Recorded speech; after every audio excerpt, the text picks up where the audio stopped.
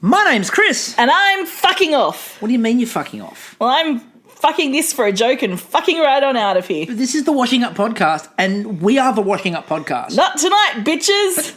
What do you mean? So long, suckers. No, come back. I'm fucking off. No. Rant away, Chris. No. What am I going to... You can't. Oh, shit. All right. Hang on a minute. Just give me a minute, everyone. I've got to just do something. Okay, so I think I've managed to sort something out here now that unpleasantness. I'm sorry about Kristie. She was very unprofessional there. I've gone off and I've wrangled not one but two people to help me out with this extravaganza. First of all, friend of the podcast, friend of the show, Robert Harwood. Welcome Hi, back. Chris. How are you going? I'm wonderful. And we decided to get somebody else from the Twitter family involved. And I've been trying to get this person on the podcast for a while. Victoria, how are you going? Hi, I'm good. This is great. This is fantastic to finally get you on the show. Great to be here. So we needed two people to fill in for Kristie. Now, I'm getting a bunch of messages while we're talking. Apparently, Kristie says, I've got some audio clips. These should make sense if you drop them in the right spot. Okay, so apparently she's still going to contribute. We'll see what happens. I think she's planned this. Anyway, let's go to last night's episode, shall we? Because we need to. We do. Did we cover the night before? I barely remember them. I did that. Oh yeah, right. So see, Lamington in inverted commas was so boring. I forgot that it even happened. Yeah. Don't fucking tell me about reinventing. By the way, thank you to the person out there who tweeted back to the account when I talked about, dear Masterchef, please stop trying to reinvent the Lamington. Love Australia. Someone tweeted me back to point out that it wasn't Masterchef doing that. It was Ashley. And I think you'll find he's a chef from the UK. Regards, someone who watched the program. And my loving response to you is, go fuck yourself. Anyway, so I'm sorry. I'm not in the mood to mince words. Watch enough of this show and have them reinvent the Lamington 15 times. Yeah. I don't care who brought it. They put it on air. I don't care. Anyway, I don't want to mention the Lamington anymore when I can talk about cook whatever the fuck you want week. Again, I feel. So, Victoria, now I'll start with you because awesome. This is a MasterChef staple, and Robert and I have had long conversations about the idea of cook whatever you want shows. Finals week, cook whatever you want. What's your view? Boring, because I feel like they've done a lot of those this season, and worded it differently. So, all these different ones where there's no rules and blah, blah, blah, blah. And boring. They obviously can't do it without structure anyway. So. The weirdest part about this, and just to sort of pull the curtain back a little bit, Robert and I had two phone calls, not one, but two phone calls during last night's episode. The time and the setting of the time, and then the pairing people to the ingredients and stuff like that. So the timing, Robert, the timing. It was at this point that I started So just to give you a little bit of context, I watched the show through the app on my phone because I'm in Western Australia. We're in the past. So, oh no, yeah, we're in the past. You guys are in the future. So we're in the future. There's hovercars. Whatever. I'm confused. Doesn't matter. There is a 2-hour difference, and it's confusing. So I'm watching the show on my phone, and at one point I'm like, I don't usually swear a heck of a lot, but on Twitter I'm like, feckars, bollocks, bumballs, tits, what the arg, just arg. I'm like, okay, you've been given, you can cook anything. You've got an unlimited time zone. What are we going to do? Oh, how about we do 75 minutes? Yeah, that sounds good. Oh my God. Was just amazing. I've never been so angry at a phone in my life. I'm standing in my kitchen cooking dinner, swearing at my phone like a mad person, going, come on, what are you doing, you crazy people? Yeah. Come on. I don't think my blood pressure has been higher. Go on. I feel like they did what they thought the judges wanted them to do.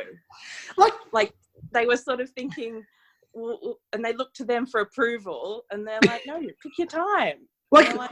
Honestly, George Columbaris was pissed. Yeah. They went, we're going to do 75 minutes. And by the way, so Matt was getting sassy. Like Matt and Gary were getting sassy. They're like, really? Yeah. You're shitting me, right? I tweeted about this last night. So Larissa's got really strategic. We talked about it with the pin the other day where she deliberately picked something that was impossible on the grounds of all I have to do is make a better dish than him. Doesn't even have to be good. It just needs to be better than the other guy, which was clever. And then last night, she was the one who turned around and went, oh, we only need 75 minutes, don't we? And they all went, yeah, great idea. It's like a Jedi mind trick. She's just like, you only need 75 minutes. And amazingly enough, the only person that finished their dish was Larissa, the person who came up with the time, because she knew what she wanted to make from the moment she picked the time. And what was really stupid about it was on there going, test them, say 24 hours. Yeah, exactly. Yeah. And Columbaris, when they went 75 minutes, was like, what? Yeah, are you sure? And they went, oh, we're only going to need 75 minutes. And then, funnily enough, all you heard through the second half of the episode were the contestants going, oh, shit, we're running out of time. Exactly. And then at the end, Tim with the most appropriate statement in the history of MasterChef, oh, we were really dumb to pick that. God, we're idiots. Yes. Yes. Even if you're doing something simple, like I don't hold it against them that they want to do something that's a little bit more minimalist, a little bit more pub grub, for Christ's sake. We'll get to that in a minute. I was going to say, schnitty. We'll get to that. But I don't have anything against that. If you want to be minimalist, if you want to show that you've got restraint, awesome.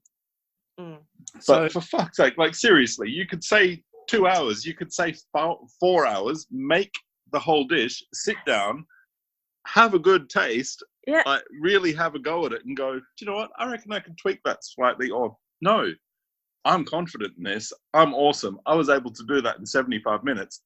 I'm going to sit down, have a bit of a nap, whatever, set an alarm, wake up, and then cook the bastard thing and serve what I just did because that was awesome.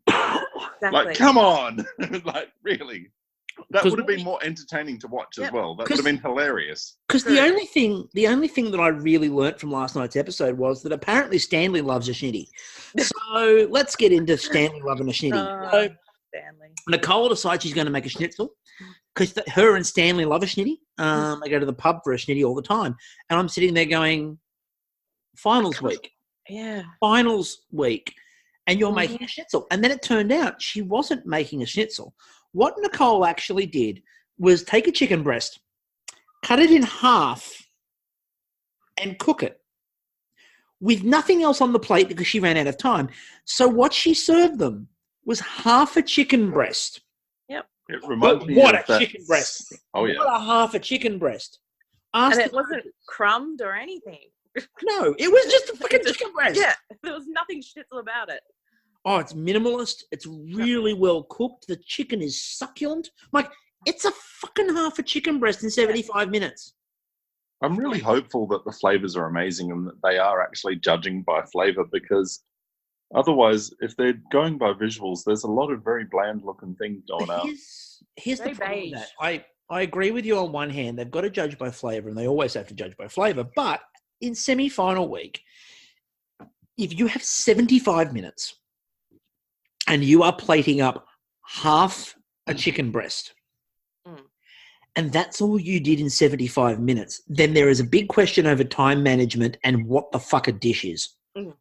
And one thing that I'm really sad about is that Anushka was released because you can guarantee she would have kicked up a fuss. She would have been throwing punches if someone was telling her she only had 75 minutes, but she had the option of more.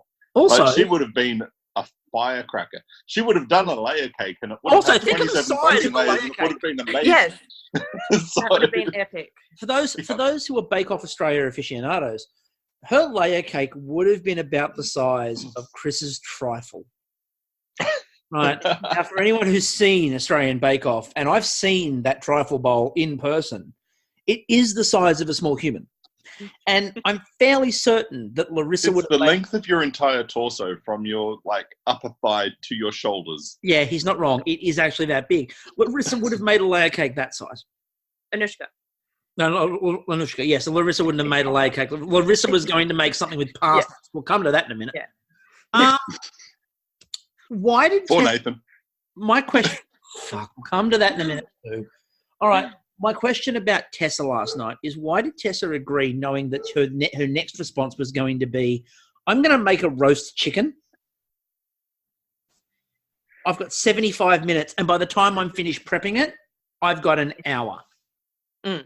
Then she was somewhat surprised her chicken wasn't cooked. I didn't get that at all. It's not a thing. I'm going to cook my roast chicken in an hour. And then when they were eating the food, they were like, "Oh, she's had the temperature way too high in the oven." And I'm like, no fucking duh. Tessa is my favourite contestant, just in terms of her breadth of food knowledge and how incredibly good she is. But she shat the bed last night, and I'm like, no, Tessa, no. Yeah, and I watched the show on my phone in Sydney time, and then I rewatched it with my wife, and I'm just sitting there watching her watching her in Perth time going, I just need to see your reaction, because I was gobsmacked, and she's watching it going, "Oh my God, what are you doing?" And she's going, "A chicken. Are you going to do anything exciting to the chicken? Why are you doing a roast chicken in 75 minutes? And what, are you putting anything under the skin? Are you doing a chestnut kind of puree under the skin? Is there any like lemons under the skin?" And then she's watching it going, "You ended up pan frying the bastard anyway. So what was the point of all of that?" There was no issue. There was no point. You pan fried a chicken breast. Yeah. Anyway. And made a béarnaise. A butter sauce. Oh. No, but again, but the idea of I'm going to make a béarnaise. Why? And that was where they actually referred to her as basic. And I hate the fact they weren't wrong. They weren't wrong. No. That hurts. Especially Tessa. Because again, Tessa is my favorite. She's the one that I'd put money on. I freaking love Tessa.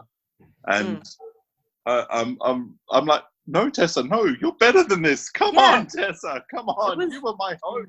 So, it was really weird. It was just not supposed to bring balance to the force. It was a weird episode. Can I also point out my biggest regret about the whole episode was we didn't get to see George nearly lose an eye. Yeah, that's a shame. Now, again, I didn't notice he was gone, but as somebody else mentioned on Twitter, Specsavers sure saw him coming. Well, Anushka probably helped her out with how. Anushka probably did. Yeah, you're right. Yeah. She's an optometrist. Yeah, she had new glasses every week. Yeah. As a glasses wearer, I noticed those things. Now, Larissa. Well, that's the whole reason that George was missing for so many episodes, and why he looked like one of the three blind mice in the Perth episode. Yeah, because he really kept his eye on that squash ball. Yeah, nice work. Anyway, so thank you. Now, Larissa, on one, Larissa was interesting last night because on one hand, she had the right idea. She worked out she couldn't be eliminated. So she worked out she couldn't be eliminated, and so she just decided to. She just decided that she was going to do something that she wanted to do. So she did the parsnip. I'm not even going to bother with it as a parsnip dessert. Anyway. Well, I don't have a problem with it because it was something different. Parsnips are quite sweet. Yeah, it's a bit interesting. I personally would never order it and probably wouldn't eat it, but I admire the fact that she did it. Yeah. Especially when we get to the next dish, which is prawns and corn. You know what I'm going to do? I'm going to do prawns. You know what I'm going to do with those prawns? Mm-hmm. Corn. You know what I'm going to do? I'm going to do prawns and I'm going to do corn. Now, the one thing that I'll say about that, you know I'm the king of excuses for everyone. I wanted to hate Tim's dish because I really like Tim as a human being, but on the show, he's kind of irritated me. Now, the one thing that he did that was really amazing on the prawn and corn dish that I'm like, actually, I don't mind that, was he gave it some height. He gave it some interest. Yeah. It was quite a dramatic placing. Sure, it was prawns and corn, but yeah, he tapped into the fact that it's a visual medium. Yeah, it looked way better more interesting than Nicole's or Tessa's. So, but as Lisa Romano did point out, charred corn in finals week. Okay, then, and Lisa's not one to criticise anything. No, so the fact that Lisa's even going what? Yeah. It's a little bit Bali street food. Yeah, a little bit. It was a lot. So I mean, and also I've got to point out, Jessica Link on Twitter pointed out, it's like the example of what happens when you cage an animal long enough. If you open the cage, they won't realise they can leave, and that's what the 75-minute cook was. Was like you're free, and they're like, no thanks. I like the surroundings, much like as people can hear in the background, Leo tonight. So that's right. You can probably hear my cat yowling in the hallway. Sounds like you don't bother to ever point that out, because as you know, Kim Spicer was in the other day going and commented, was it just me going crazy or did I hear a cat? And my answer was, can't both be true. Yes. So and the dishes were, and then like the other dish, we've got to talk about them. So the other dish was porridge. Yeah. It was porridge. Now, if Kristie was here, she'd tell the story about how she once at school bullied the kid from the Uncle Toby's commercial. He went to her school and everyone kept on saying, "It's not how you make porridge," to the point where he left. That poor kid. Oh, I know. I feel so bad for him. She can't defend herself here, but as I pointed out last night with the judging, it was almost the equivalent of polishing a turd. Yeah, I'd agree with that. Oh, this chicken's amazing. Oh, the depth of flavour in this chicken breast is amazing. And then we got all this bragging and talking about how wonderful it was. I'm literally looking at a photo of that Nicole one again to see if I'm missing something. What I am missing out on is it looked like it was sitting on a bed of grey ox that had gone hard. That's what I'm missing.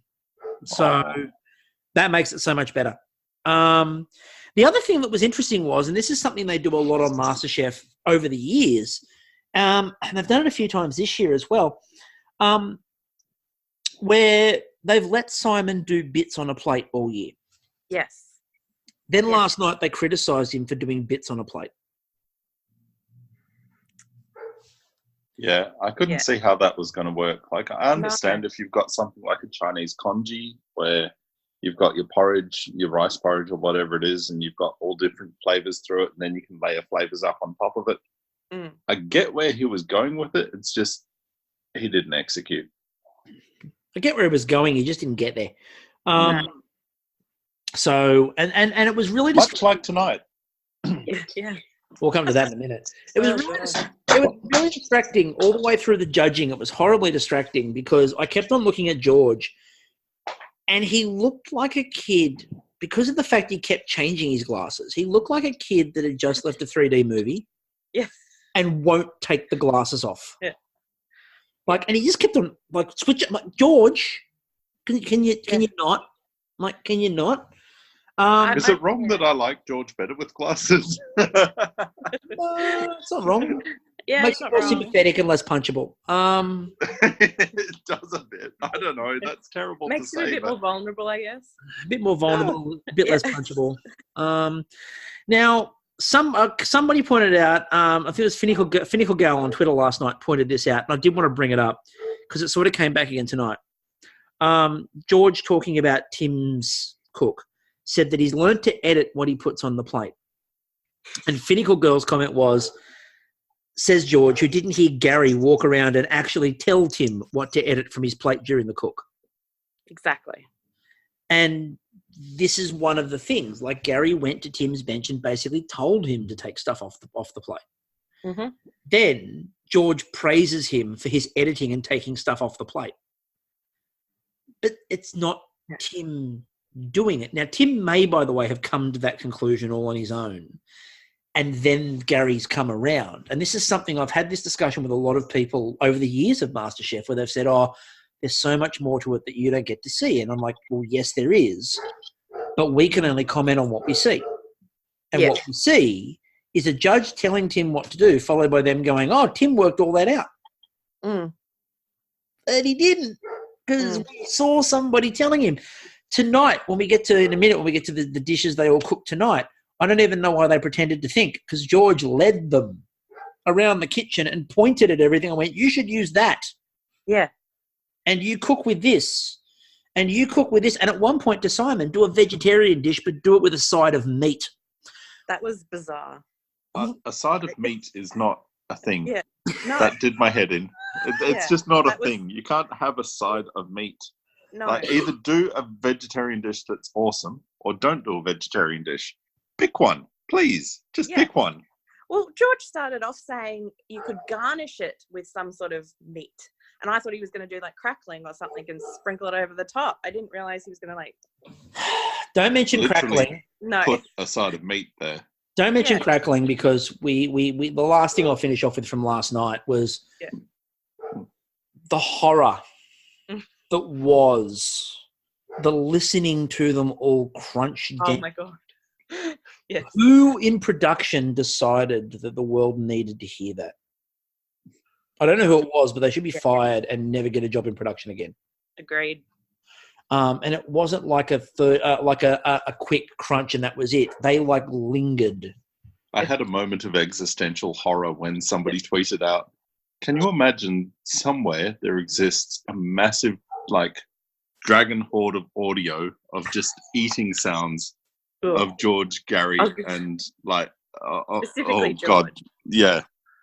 And Matt, the horror. Like, I mean, the absolute freaking horror. I can't. With like my brain just the horror.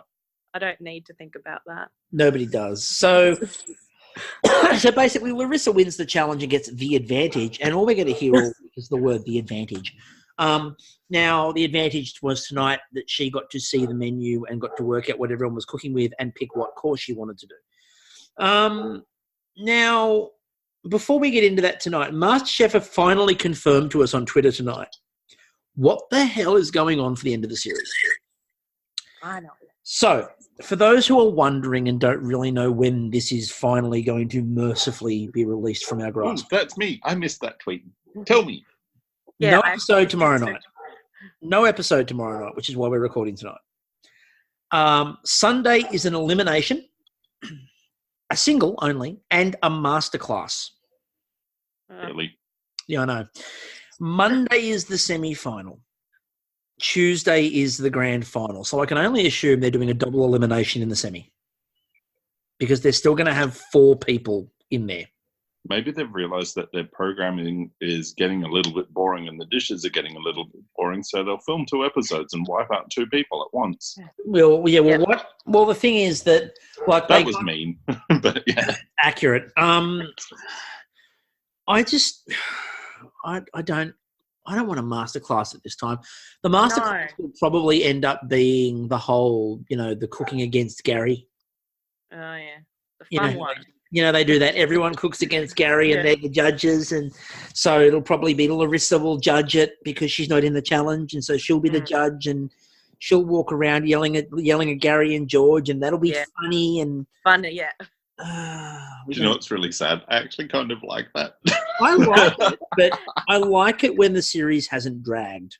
Yeah. Yeah. But unfortunately, this has been dragging, and that's and it's not fair on the contestants. Like, again, we've got fatigue from the show, and it's not at all about the contestants. No, we actually really like the contestants. Yeah. Even like Simon comes across really weird on the show, and that's largely due to production not helping him out. Like, it really is. Because I know from Bake Off, I am not very human on camera, and I can either get really starey or I can get really boring, and there is no in between. So that's just purely like production just not helping out. And Simon is someone who is probably super genuine, who you'd love to go out and have a beer with, who would just be like a Jack Russell human being who's just awesome and excited about everything and anything you're doing, he'd want to be in on. Unfortunately, the show doesn't let you see that. And the show just kind of makes him a bit irritating. And the same with Tim. Like, Tim is one of the loveliest human beings. You can tell that. And from what we've heard from other contestants, we know that Tim is probably the most wonderful human being you'd ever want to go out and have a beer with, sort of thing. Yeah. But I know that's a weird metric, but still, like, who would you want to share, like, 2 hours of your time with is really where you're getting to. And, like, all of them are probably fine. It's just the show's drags to the point now where we're, like, hate watching it. So that's it. Yeah. And I feel that Tim is, like he genuinely loves being there, and he's so naive that he doesn't realise that the way he's being portrayed is just like this, I don't know, bush kid that kind of doesn't know anything, you know, and it's really, I kind of feel sorry for laughing at him sometimes because I think he genuinely doesn't get that that's how he's seen. Yeah, and he can seriously cook. Like, we saw the high-level plating last night with his prawns and corn. Concept was terrible. Yeah. Execution was excellent. But the execution was next level. I was actually really impressed with it. I'm like, okay, you proved me wrong. Right, I'll shut my face, and you did all right. Especially compared to the others. So yeah. And again, that's partly just a function of the show. You've got to remember it's a visual medium, and you're like, okay, white thing with a white thing and a twill. Yeah. Well, there's always a twill. There's always so where there's a twill, there's a show. Anyway. Yeah. So tonight's challenge didn't quite work. But go on. No, it worked quite well. Don't undersell yourself. So tonight's challenge was the closing of the press club. I'd like to think that was doing their books was part of it. But it did feel like that you closed the press club the way you've carried on the press club. And what George did to close the press club was to give his staff a farewell meal without paying for it. And I feel like that is a really nice way to close the press club, given the way that he underpaid staff, maybe a little bit. But those staff that were sitting there, obviously the ones who did get paid, or that was how they got paid. It was like a meal in lieu of like 6 weeks worth of payment. So the challenge was they each got a ingredient and a course, and they had to cook with George hovering over the top of them. Hang on a minute, I believe Kristie has something to say. What kind of bullshit advantage is this? The rest of them may as well have just fucked off somewhere and gone and shat on something. Seriously. Couldn't have said it better, Kristie. She's not wrong. Not wrong. It's not really an advantage. I mean, so, God, she's annoying me. Even when she's not here, she's still able to. Anyway, but so the advantage was she got to pick a course and she got to pick the ingredients and see what everyone else had to cook with. I actually said that I thought the advantage was going first. Now, the reason I said that I thought the advantage was going first is because in a set menu, you want the meal to flow. Now, when nobody else knows what the other one has and you're not planning it off the back of the previous dish, first doesn't have to match to anyone. Yeah. So, and it really helped Tessa. And I mean, the judges even sort of talked. It was really annoying because it was a blind tasting, but at the same time, they admitted we had a bit of a sneaking suspicion whose that one was, which indicates full well it wasn't a blind tasting. No. And they knew that Larissa had made the other one. They knew 2 of them. I will guarantee you they knew 2 of those dishes. Yeah. They knew Larissa's and they knew Simon's. Yeah, that was the other one I was going to say. Well, how could you not know Simon? He served a cloche full of smoke. Smoke, yeah, basically signed it. Yeah, it was Love Simon. Yeah. And the way they went, we thought we got a vegetarian dish, but then we got a cloche full of smoke. And I'm like, that's just his calling card. And some fucked up pork. Fucked up pork. Have you ever thought that he might want to do a vegan smokehouse so he doesn't have to worry about, trying to have to cook meat? Yeah. It is actually, like, if he had just gone, all right, I've screwed up the pork, let's just serve the lentils, that would have been a bloody good dish, and we would have all been impressed. Mm-hmm. He could have just transferred the smoke cloche over to that would have been amazing. Like, it would have had drama, it would have been everything. Just Now, quickly on Simon, though. Occupational health and safety. Oh, his hair. His hair. Like, surely when Robert's been on the podcast and talked about this before, about tying his hair back and hang on a minute, we have another. Leave your fucking hair alone, Simon. Fair enough. Again, so he keeps doing this and touching the dish. Yes. Or he sweats into the dish. Mm-hmm. It's a problem. It's a big problem. Was it last night he was up on the gantry or the night before? I forget which one. Night before. Night before. Yeah, when he was up on the gantry the night before, he looked like just because he kept swiping his hair forward and he had the stripy jumper on, he looked like he was in his PJs and it just woke up. Yeah. And every now and then you could see someone from makeup had sorted his shit for him, but just every now and then it would cut back to him and you're like, dude, come on, you're on camera. It was the other day when he wrote his own. It was the other day when he wrote his own letter to himself. Yeah. Oh. Hello, handsome. Nah, he's all right. George, but just the hair, I can't cope. So George then tried to sell this as the massive emotional event of the century, and kept doing things like, "My heart is in your hands." Yeah. Do you know what? I'll give George points, and it might just be the half glass of Drambuie I've sculled to try and get through the horror that is the end of MasterChef. And it's the same every year. Like, it doesn't matter. Even the year that like people that I've really loved have been in the show, that last 2 weeks is a grind. It just is. Like, there's no getting away from it. They've not quite got the formula right for that last 2 weeks. But well, as we've talked about a couple of times now, I think they've got the show backwards. Yeah. But George almost made me feel tonight. Almost. Look, they worked on that. They planned some camera angles. They got him to do the whole look over the shoulder. I was wondering if they were going to get him to do the reflective look over the shoulder and turn the lights off. Turn the lights, that was one step too far. If they had have cut it just that like scene earlier, it would have been perfect. That was one step too far. They played it up for all it was worth. Now, I hate a large part of tonight because let's get into it, because I know there's going to be a bit of controversy around this thing. Mategate. So we've got Mategate tonight. So Larissa. Do you know what? I don't mind it. I know you don't mind it. I'm going to explain it, and then you can tell me why you don't mind it, and I can tell you why you're wrong. So Larissa in the kitchen keeps on saying, "Yeah, mate, no problems, mate," to George.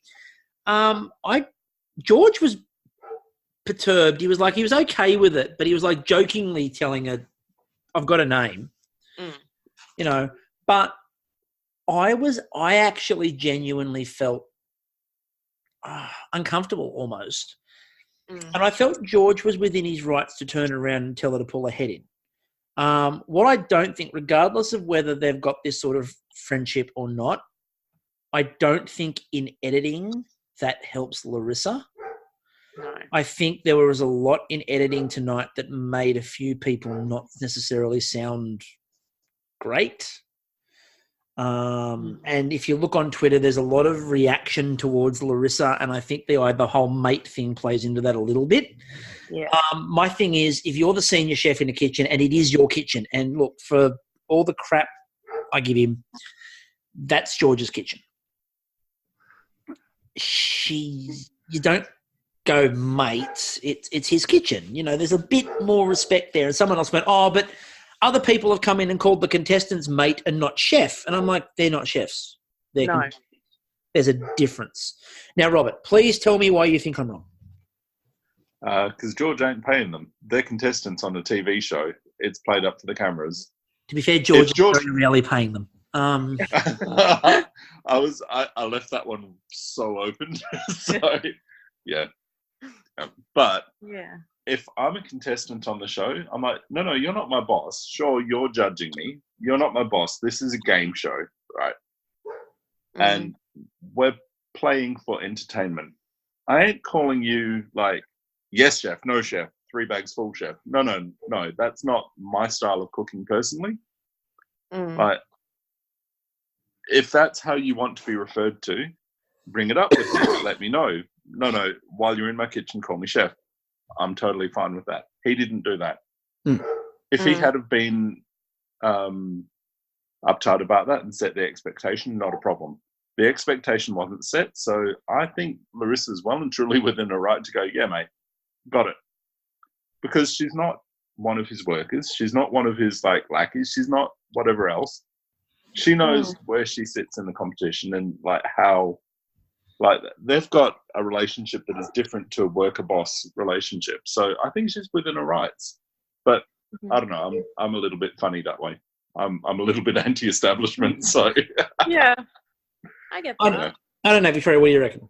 Well, I didn't like it particularly, but because I see the whole show as this is preparing them if they want a job in a restaurant, and I don't know much about restaurants or what goes on in the kitchen, but I just assume you get yes chef, no chef, and so that's what I assume that should be going on, and that's how they should be being taught. So that's how I saw it, and so when she said that, I was like, well, sorry, professional. But my thing comes back down to an image thing, and as I said, and she has no control over her edit. And that's the other thing we've made a few times. So to make it clear one more time, she has no control over her edit. She doesn't know how she's being edited. Yeah. I think the last couple of nights there's been comments here and there they've put in, and again, look on Twitter and type in Masterchef and type in Larissa, and just people are starting to turn a little bit. And there's I don't think that they should. I really like her, and I think she's an incredibly talented person. I agree. Now, but I think I know what you're getting at. The idea behind the show is it sets you up for a career in food. Yeah. And if you're going to be in a formal kitchen environment, you need to be able to show that you can take that advice and yes chef, no chef, 3 bags full chef. But I don't think that that's where she's headed. I don't think that that's what she wants. If it is, then it's a failing on the part of the production company for not going, just to let you know, if this is what your food dream is, if this is what you want from the show, this is how you're expected to behave. And that's something that George could have done to set the expectation. So I don't have any issues with Larissa at all whatsoever. And again, this is just because I like playing devil's advocate, and I'm always the king of excuses for everyone. I just want everyone to be happy, but still. I know. My counterpoint to that is image matters. Oh, yeah. It does matter. And Australia. If you look at Twitter, if you look at the reactions to her, I'm not saying that they're warranted. I'm not saying they're right or not, but there is a reaction that's starting to come for her that wasn't there previously. Some people see it as confidence and see it as a positive. Some people are seeing it as arrogance and a negative thing. I think at the point she's at, I think she has earned the right to be confident because she's hitting her stride quite well. But I can also see where there's still moments. Like, for example, there was a moment tonight that did have a hint of arrogance in the edit, which was where she was over in the camera bragging about how well she was going. Yes. And then she turns around and the butter's on the stove boiling over everywhere and everything's going all over the place. And George is going, "What are you doing in my kitchen?" And that was one of those moments where it was like, I'm really good. I'm on top of it. This is nailing it. I've got all this. And then someone's like, behind you. Yeah. And the butter's everywhere. And again, it's minor. And I don't necessarily think that it is an arrogance, but the edit is important. And we say this all the time, that I think that, especially in the last couple of weeks, I think that the edit needs to be better. And I think that the way that production handles it needs to be better. And it's like, this is the cash cow and this is the key moment. Surely you should be selling all of these last 5 as all being brilliant. Yeah. All having the potential to be amazing people. They've come all this way. They're all fighting it out for this title. Sell it. And it doesn't feel like they're trying to sell anything except George's future food dreams. And we heard a lot about George's future food dreams. And just give me a minute, because Kristie's, again, got something here for us, which I believe is quite important on her behalf. Where are we? Oh, just fuck off, George. There we go. That's appropriate. So let's move on. So just to tell everyone what they got. So Tessa was first, Tim was second, Simon third, Larissa fourth, Nicole was fifth. Tessa got capers, which meant, of course, the Jerusalem artichoke made a reappearance, because why the fuck not? I've got to say, though, I love Jerusalem artichoke. It is so smoky and delicious. It's like a potato that actually has flavour and excitement. I've never had it. You are the most devil's advocate person I know, Robert. No, I freaking love Jerusalem artichokes. They are next level, and if they're done well, you're just like, oh yeah. Okay, seriously, go out and find some. Okay, so Robert, I have a question for you then, because do you know how much that beef is a kilo? It's delicious. That's how much that beef is a kilo. What the fuck? Do you know how much that beef is a kilo? And then he suddenly went, "I'm not my buyer." Oh shit! I don't actually know how much is a kilo. Yep. I don't have my buyer around, or the ATO might be paying attention. Always a risk. So Tessa did her capers, wagyu, and Jerusalem. By the way, am I the only person who thought tonight that the menus and the dishes that were served resembled more like a shopping list? Mm-hmm. Tessa served capers, wagyu, and Jerusalem artichoke. Larissa served something that sounded closer to a dish, but when they went through the rest of what they served, for example, Tim served olives and mash. Simon served lentils, mushroom, and smoked pork. Nicole served honey, chocolate, walnut, and orange. It just read like a shopping list. There was no what it is or anything like that. It was just list ingredients. Like Tim labelled the dishes, because prawns and corn, that's his thing. I'll give him credit for rhyming that now, only because tonight was not even trying. It was olives and mash. Yeah. On the plus side, it was mash. Not pommes puree or whatever it is. Anyway, what do we think about Tessa doing a tomahawk tartare? It was different. Yeah. Come on, Robert. You're trying to devil's advocate this one. It's right up there with Derek deciding to take a short rib and make ribs out of it. Yeah, it was different. But I think with Tessa doing that, she actually succeeded because she understood what she was doing enough. Tessa succeeded because she understands technique. And look, she realised after she tasted her mustard thing, vinaigrette, that it was horrible. And did what she's done previously, which is made a basil reduction, but used the capers. I'm not going to call it a gastro because I'm sorry. Gastric. I know. Like the idea of being served a gastric. No. It's just missing the word bypass. Yeah, it is. It really is. Conjures images of unfortunate stomach issues afterwards, after surgery. Yes. Tim got olives for the locals. They specified they were locals. I'm surprised there wasn't more solemn nodding in the press club episode, just quietly. Well, these hallowed grounds, blah blah blah. Solemn nodding. No. Tim took to the tears. He cried a lot. He cried before he started his challenge about what an honour it was to close the press club. And then he cried at the end about what an honour it was to cook in the press club. And then I was waiting for him to cry when he described the soft, unctuous mash. Oh, yeah. That was how he was elevating his dish, with unctuous mash. You see, I think Tim managed to make me almost care. Yeah. But almost. Not so much about the situation or anything else, just because I'm like, oh, dude, you've been there so long. The Stockholm Syndrome is next level now. But he's gone home and come back. Yeah. He's the one in the competition so far who, when something goes wrong, can actually utter the phrase, and has a few times. Last time I did this, I went home. And you're like, oh, that's right. You left. Yeah. I still don't like the second chance cook. I don't care who comes back. I don't like it. Anyway, Simon got lentils, which does feel a little bit like they reshuffled the menu and went, Simon likes lentils. And that was where we got the meat on the side suggestion, which was just, I don't know. Now, Tim couldn't work out at this point why George thought that he was slow. Took him half an hour to wash the potatoes. And then it took him almost another half an hour to chop the onions. Oh, I missed all that. He was doing it at a really slow, almost metronome pace. contrast this with the end where he's like frantically like just dicing everything in front of him.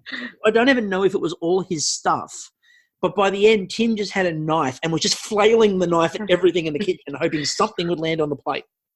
And that's what it looked like at the end. Like at the end, like there were people next to him doing stuff, and he's just like chopping. Oh, look, I'll chop your stuff while I'm at it. I'll chop this. Cut back to the onions. Slice. Slice. I don't know why George is saying I'm late. But you'll note he didn't cut himself. Well, it's a minor miracle.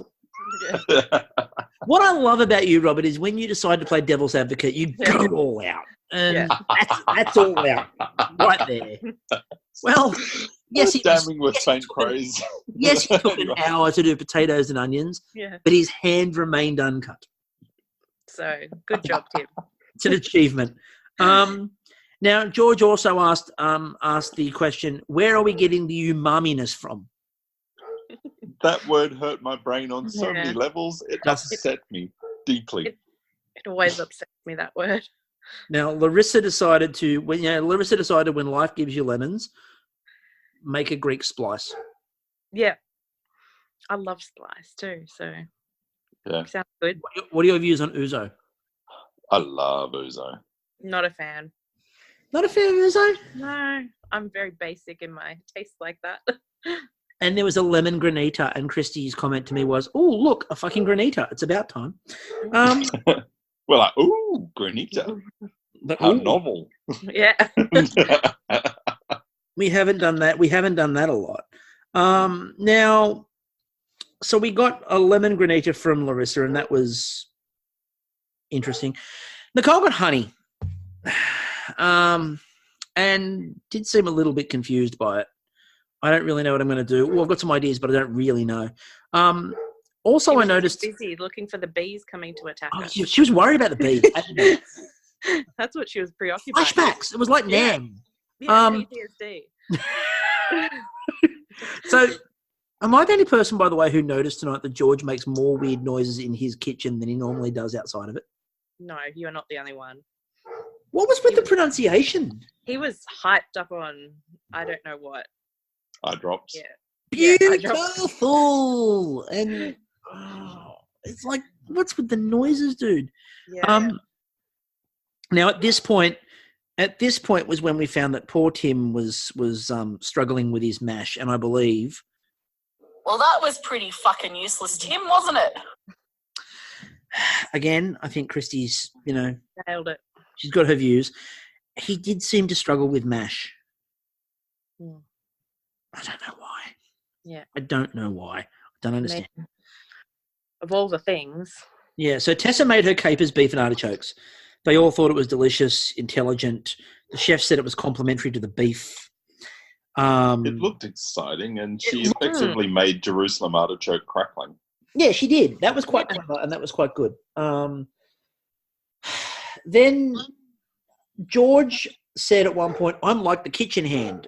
Now, this got pointed out on Twitter. This challenge is unrealistic because in a professional kitchen, you're not preparing the entirety of the dish yourself. There is somebody there to do most of the chopping. There is someone else there to do most of the prep work.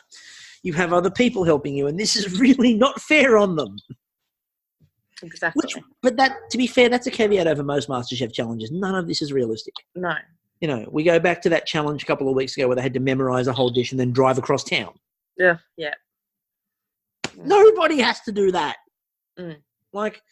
Just drive across town remembering the dish. It's not a thing. No. Now, at this point, Simon's pork was way over, and to which Simon exclaimed, "I don't know what I've done wrong." Really? Y'all done overcooked it. I have a suggestion. It's been cooked for too long. Mm-hmm. That's what you've done wrong. So at this point, Tim served his olives and mash. Now,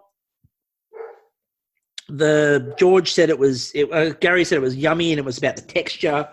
The chef said the layers make it nice, but then very subtly at the end commented, "Well, without the olives, it's just a bowl of mash." Yeah. Kind of what it was. Yeah. And I know we added the other flavour to it, but it's a bowl of mashed potato. You got a couple of different textures in there and stuff, but then we tried to make a drama out of mashed potato in a can being sprung. Oh yeah. And is it going to have enough foam? Who cares? If that was left to me, I would have probably made what's the? I don't remember the name for it. The potato dip the Greek potato dip. It's completely gone. Names. I just would have gone and got but there's a Greek potato dip that's really good, and I would have made some sort of tapenade and some kind of olive cracker and just been there, eat, go away. Yeah, exactly. So that he managed to get up a real dish out of that bullshit. Yeah. So we ran out of foam. Was actually pretty impressive, but yeah, that's. So he ran out of foam. Tough one. Then he didn't run out of foam. Then he said it was beautiful. Then he hugged George. Oh, dear. That was the Tim emotional scale at the end, and cried all the way through it. It was the onions. It had to be. It was all that. It was the half an hour of onion prep. Simon presented lentils, mushroom, and smoked pork. And they tried to pretend they didn't know who had just served them this. And they said everything was great until we tried the pork. Oh, dear. The pork was, okay, so the 3 different ways they commented. George's chef said that the pork was dry. Gary said the pork is an issue. And Matt Preston said the pork isn't well handled. Well handled. I love it when they have 3 different ways to say the exact same thing. It's great. Yeah. Now, it's even better when one of them is a double entendre. I know, isn't it? So Larissa gave her lemon. She was talking all the way through it about it being this. By the time she presented it, it was a lemon creme fraiche with cucumber, which was not in any way, shape, or form how she described the dish right up until it hit the table. Then suddenly it was called lemon creme fraiche with cucumber. And they used phrases like nothing in this is shy. And it's smart cooking. And look, the flavors were great. They go together quite nicely. She knows what she's doing. We all know she knows what she's doing. And at this point, they remembered that Nicole was a thing. Because we hadn't seen poor Nicole since they gave her the honey, and then we didn't see her. She's in I reckon honey's a bit of a bitch of an ingredient to be given. Like, there's only so much you can do with it, and actually getting honey flavour into food is really tough. I think she did a wonderful job. I'll give her credit in that she didn't go a panna cotta. Yes. Mm-hmm. She did go an ice cream, but she didn't go a panna cotta. And apparently she caramelized it in the ice cream. So she had burnt honey flavour in the ice cream. Now, that's a good idea. I'll give her a lot of credit for that. I actually had a lot of time for what Nicole cooked. And it's not something I've said a lot in the competition. I've said on the podcast, I think that Nicole's last couple of weeks have not been good. Tonight, I thought she did a really good thing. The mousse demonstrated really good technique. The biscuit, besides George carrying on about your Greek, your Greek in-laws are going to love you forever for making this biscuit properly, and then walking around the kitchen going, marry a Greek boy. Yep. He went full big fat Greek wedding. I was about to say he did channel. I was waiting for him to start spraying Windex. But the flavors, honey, chocolate, walnut, orange, they all go together quite well. I don't. What do we think about the waiters serving the mousse? Somebody tweeted out, "It's just pretentious enough." That's it. I don't know. I mean, can you imagine you go home after you've had a long day at press club, probably not being paid. Anyway, and you get home and you sit down and someone goes, so how was your night? I was on mousse duty. Yeah. What do you mean? I had to carry a small wooden bowl around like I was making an offering to the gods and just scoop mousse into a quenelle and put it on someone's plate. No. Did you do much more than that? Oh, no, I was only on mousse duty. I can quenelle with the best of them. So it seemed pointless. Like, just put it on the plate. Yeah. Just put it on the plate. Yeah. But they're all about the theatre, aren't they? Well, yeah, but Simon went with the theatre, and the thing he went with the theatre on was shit. True. Yeah. Again, I reckon, like, if I was at the press club and I was eating those meals, providing they'd fucked off the pork, if they had done the cloche over the lentils with the smoke, that would have been an amazing dish. I wouldn't have minded that there was no meat there. It would have been an incredible dish. Like that. Yeah. That was a really poor decision to keep the pork in. Like if the pork was cooked great, even then I think, well, what is this? Why is there pork off to the side? I don't understand this. So they went, novel, but no. But so if I was served that, I would have gone, this is a freaking awesome meal. But I shouldn't be thinking that pork needs to be edited halfway through. Like everything that was served, I was actually impressed with tonight. So, like, Matt Preston was very impressed with the biscuit and thought the warm biscuit was a wonderful little touch. Hang on a minute, Kristie's just... What the fuck was that, Preston? Like, seriously, what the fuck? Again, like... I don't understand why she didn't pre-cook the biscuit and then just warm it for a few seconds before serving. That would have made sense. But anyway, so... we got to the end of the judging and we found out that the winner was Larissa. Apparently there were secondary winners, which were Tim and Tessa. The losers were the rest of us. We were all losers in some way, shape or form. I believe, as Kristie's put it, quite succinctly, she had a bit of an issue with, as we heard, for those, after hearing in her preamble, there were some issues relating to the way that Kristie's viewed tonight, which is why she fucked off. Basically, these two nights don't matter. Like, and the fact that they don't matter. Do not fucking matter. There you go. Yep. Kristie couldn't have said it better herself. Exactly. Nailed it. And what I'm worried about, and this is the thing with the way that the lineup's going for like the next couple of nights, I asked Masterchef Twitter account tonight, and it avoided it nicely. It does a good job of that. I sort of said to them, like, at what point are we sending somebody home? And they're like, one person is eliminated on Sunday. And I'm like, well, so there were no stakes. Like, literally tonight, and I don't care what the reward is going to be, because it's probably going to be a bit more cooking time or something like that. I don't care. Like, I don't care at this point. Send somebody home. Simple. Make it a proper finals week. That would make a lot of sense. But, finals week in reality, if you think about it, they've sent one person home. Which is no different. My biggest complaint with last night and tonight is that there was no stakes.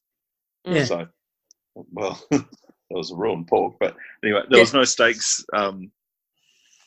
and they didn't push themselves. So I was livid with last night's cook, especially because I went, now, why is this upsetting me so much, what they've cooked? There's got to be a reason for it. And then I realised I can go down to the Guildford Tavern and get a version of what they've cooked at, like, it's a mid to, like, medium high level pub, but it's a pub. All of that was pub food. There was nothing that was cooked last night that wasn't better than what I'd expect to get at a mid-range pub, because they set the 75-minute time limit. So they could have done anything, and they did pub food. It was nice pub food. But even with that time limit that they gave themselves, they had no excuses for it not to be perfect. It should be perfect pub food. Yeah, I want to see some batshit crazy things. There's no stakes. Why aren't you doing something insane? Like, I give full credit to Larissa, although it was a white thing on a white thing with a twill, whatever. I give full credit to her for going, fuck it, I'm going to do a parsnip ice cream, because why not? I'll take a risk. And even tonight, she went, do you know what? I'm going to do a dessert based around cucumbers. Awesome. Really took a bit of a risk there. I mean, none of it's earth-shattering, but she's taken risks, and she's been a little bit more interesting and a bit more calculating. She'll go, do you know what? Check me out. Look at what I can do. And she's succeeding too, which is... And she is. Yeah. And what's irritating me is that the others are sort of pulling back a little bit. Yeah. And this is their time to shine. This is their time to... Like, if this was Project Runway or something like that... I love when you go into your Project Runway references.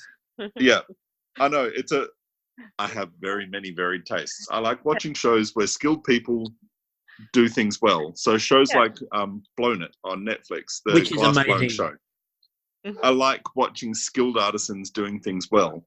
And last night felt like rack and file kind of pub food. Let's get it out. We've got 75 minutes, make it fast. There was no craftsmanship in there. Tim's dish looked incredible. I'll give him full points for that. Yeah. And actually managed to surprise me. Larissa's was quite exciting as well. But the other two, who I usually like, I hold them in a slightly higher level. I mean, you saw what Nicole did tonight. You know that all of them have the skills, and it was just pedestrian. I'm like, come on, come on. Exactly. So, I feel Tessa's really reined it in the last week. Yeah, I don't know what's going on with Tessa. She's going backwards. Yeah. And this is a fault of production. Either start cutting mofos, so that's terrible, but either start cutting people fast and make it exciting that way, or encourage them to really fire up their imagination. And that's partly what they did with the, like, you can pick any time limit you want. But they didn't go, bitch, if you pick 75 minutes, we'll slap you sideways. Yeah. Like, seriously. And as we talked about it, as you mentioned before, there is absolutely no, there's no stakes. There's nothing to pay for, really. You're not going home if you fuck it up. If there's no stakes, send someone down the runway in nipple tassels. Yeah. Like, seriously, do something insane. Now all I can do is see George Columbaris and nipple tassel. Thank you. He'd be up for it at the moment, I think. Oh, he'd be up for anything, really, in all honesty. Any last thoughts on that, Victoria, before we wrap it all up? Not really. I just want it to be over and move on. Move on. And I don't see. It's sad that I don't even care who wins, really. Or I don't have a favourite. That I think is the most interesting part, and that goes back to my whole argument I've been making for weeks about the storytelling is backwards. Yeah. We're not building to a crescendo. We're building to a limp ending where no one really cares. Yeah. Like if we go back 4 weeks, people cared. And it's not just, and a lot of people, it was the Ben. It's not just Ben. Like, in all honesty, it's not a Ben thing. It was, though, that the personalities were allowed to shine a little bit more than that. And I actually think that week killed them. Yeah. Because that was the week where all the panna cottas just came out in a run, and then the cooking got more bland after that. And it just that was where we torpedoed the whole series. Yeah. So hopefully in the last couple of episodes we can up it. Yeah. Thank you to both of you for coming on tonight. It's an absolute pleasure to have you both on. It was so fun. So hopefully we get you back on again, Victoria, and obviously anytime you're around. Thank you so much for letting me have a rant. It's really good fun getting on and playing, and it's wonderful to meet you in person. Well, sort of in person through the magic of the internet, Victoria. Exactly. I freaking love your tweets. Yeah. Give us your Twitter handle. Move the air. @Move the air. @Move the air on Twitter. Yeah, follow that because that is a really good Instagram. God, my brain just snapped. Twitter account for all the good funnies. Yeah, that's on Instagram. Yay. There's some, there are some awesome tweets and a couple of the really good questions we got the other day again with Victoria's, and they were really good. So we always pay a lot of attention to what we tweet out. Oh, thank you. It's measured, thoughtful, funny, cutting, and always good quality. Robert, want to sum your plugs up in about 10 seconds? Yeah. Yeah, sure. @Robert's Cakes on Twitter and on Instagram, or Robert's Cakes and Cooking on Facebook and on to internet. So robertscakesandcooking.com. Well done. And as always, make sure that you also go and check out Ben Pobji's recaps of all these episodes as well if you want far more in-depth coverage of this with the same sort of wit and humour that we try to deliver every week. That's kind of a lot for this week. There might be a special podcast tomorrow. I can't confirm it yet, but we're 50-50 on that. There might be something, so stay tuned. Otherwise, next week we'll probably be doing every bloody night before up to the final, so that could be quite interesting. Until next episode, I'm still Chris. There is no Kristie, but she will be back next episode, and we'll catch you all later. Hugs to Kristie. See yous. Bye.